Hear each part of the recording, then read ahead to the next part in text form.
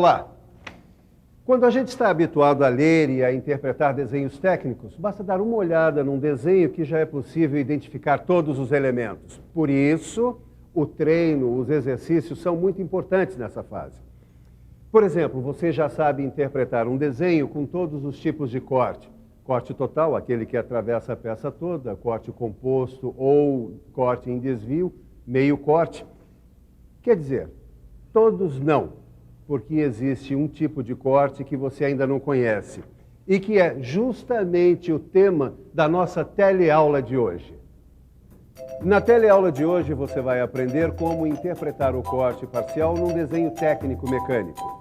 Vai aprender também os tipos de achuras utilizadas nas representações em corte.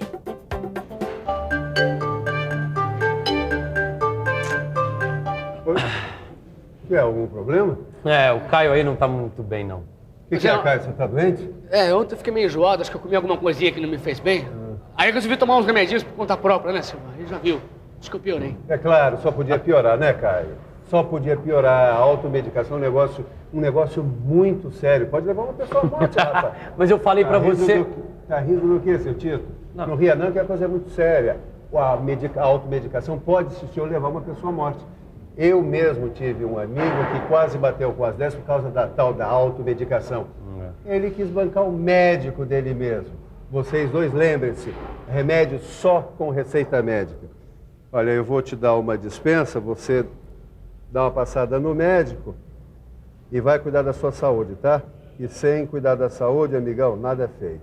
Ô, Silva, são esses os desenhos que você ia dar pra gente estudar? São sim. Toma, vai lá e qualquer coisa manda recado pelo Tito. Pode levar para estudar. Ô, Caio, se você melhorar, passa lá em casa pra gente estudar aquela história de corte parcial. Tá legal. Obrigado, Silva. Força lá, hein, mano. Mas você aí em casa não está dispensado não, porque a nossa teleaula de hoje está apenas começando.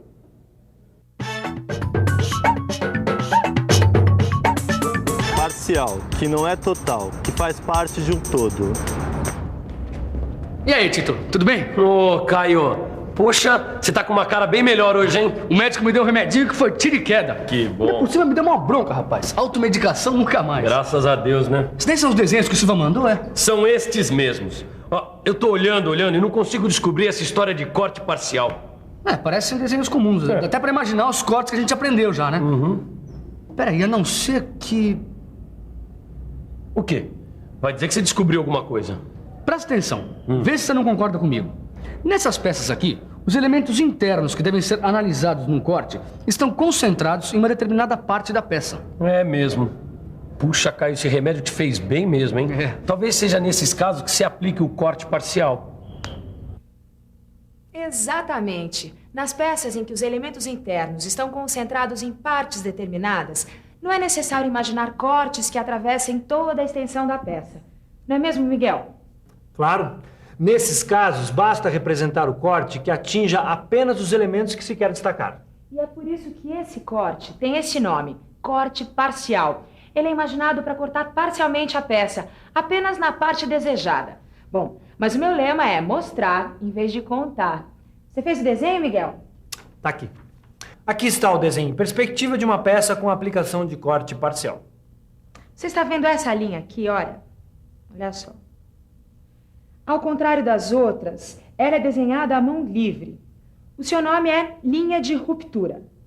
Essa linha mostra justamente o local onde o corte está sendo imaginado, deixando os elementos internos da peça visíveis, como está aqui no desenho. Essa linha deve ser sempre representada assim como você viu, contínua, estreita, à mão livre.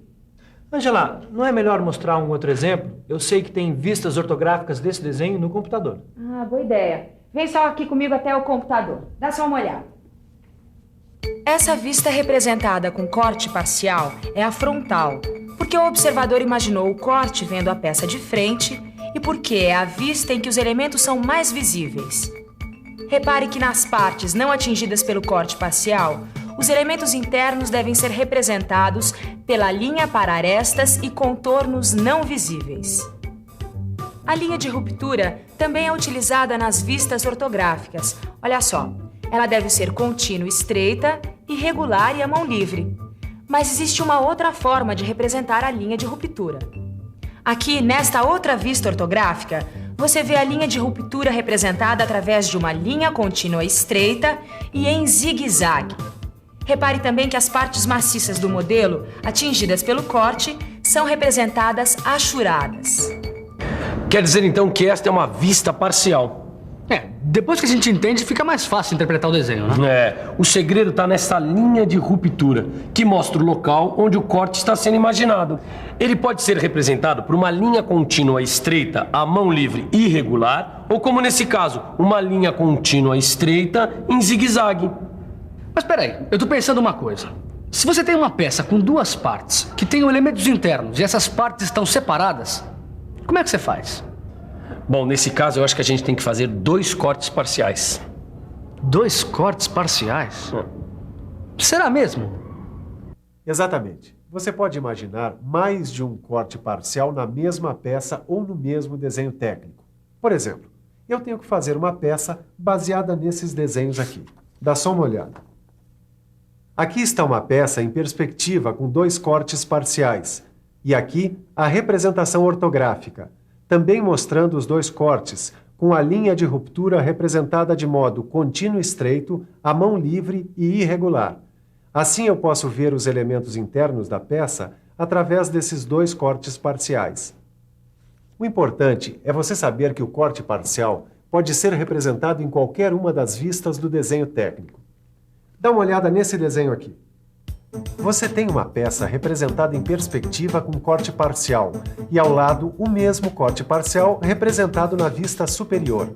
Repare também que na representação em corte parcial não aparece o nome do corte. Também não é necessário indicar o corte parcial nas outras vistas. E veja essa outra ilustração com outra peça de exemplo. Aqui você tem a peça em perspectiva e o corte parcial na vista lateral esquerda. E agora você está sabendo ler e interpretar os vários tipos de corte que se pode representar em desenhos técnicos mecânicos. Viu como representar uma peça em corte total.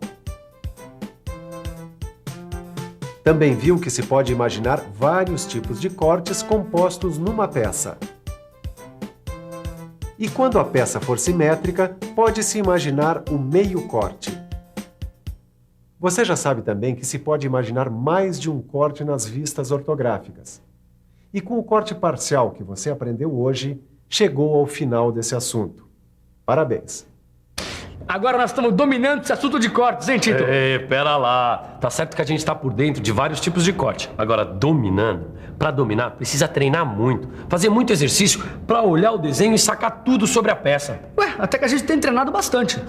Então me diz uma coisa, sabichão. Dá uma olhada neste desenho e mostra nas vistas ortográficas os cortes parciais correspondentes. Você quer que eu represente os cortes parciais nas vistas ortográficas correspondentes? Exatamente. Você consegue fazer isso? Vamos pensar um pouco? Vamos pensar um pouco. Bom, pelo que eu já aprendi, não é tão difícil. Aqui no desenho em perspectiva tem 2 cortes parciais. Um corte parcial na vista frontal e um corte na vista lateral esquerda. Agora, é só representar esses cortes nas vistas ortográficas, na frontal e na lateral esquerda, respectivamente. É isso. Você tá uma cobra mesmo, hein, Caio? Eu preciso saber que tipo de remédio que você tomou. Não brinca com isso, Tito, pelo amor de Deus. Mas, na verdade, o nosso treino tá dando resultado. Quanto mais a gente se exercitar, melhor nós vamos fazer os exercícios. Exatamente. Você se lembra do Silva, quando ele falou, logo no começo que a gente estava estudando cortes, sobre achuras?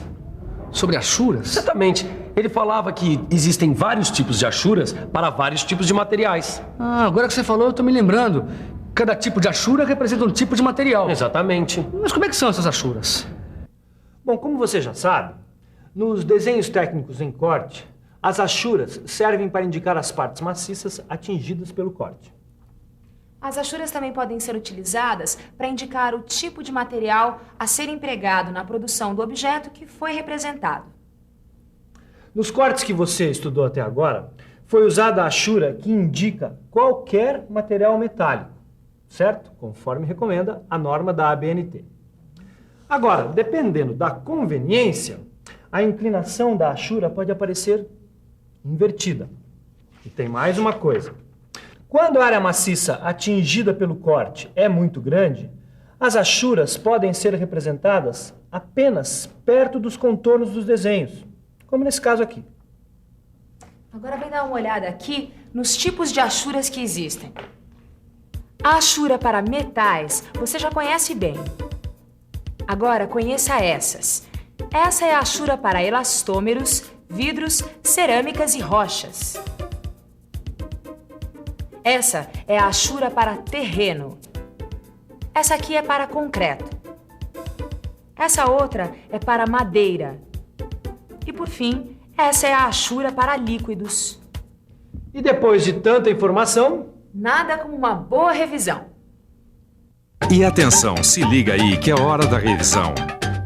Na teleaula de hoje, você viu que quando os elementos internos de uma peça estão concentrados em partes determinadas, não é necessário imaginar cortes que atravessem toda a extensão da peça, e que o corte indicado nessas situações é o corte parcial. Você também aprendeu que a linha de ruptura mostra o local onde o corte parcial está sendo imaginado, deixando visíveis os elementos internos da peça, e que a linha de ruptura pode ser contínua estreita à mão livre e irregular ou contínua estreita em zigue-zague. Aprendeu que pode haver mais de um corte parcial no desenho técnico, e que as achuras servem para indicar o tipo de material a ser empregado na produção do objeto. Aí, Silva, dá uma olhada aqui, desenho. Ah, já vi que vocês entraram de cabeça mesmo nesse negócio de cortes, hein? Tá muito bom mesmo. Obrigado. Então, aí, pela sua aparência, já vi que o senhor melhorou, né, seu Caio? Tô pronto pra outra, Silvio. Ah, que bom. Quanto a você aí em casa, já sabe que a automedicação não é uma legal, é uma roubada. Agora, tem uma coisa que você pode fazer e muito, sem medo de passar mal. São os exercícios que estão aí no seu livro. Só assim você vai virar um cracão na leitura e interpretação de desenho técnico mecânico. Até a próxima, pessoal. Até a próxima.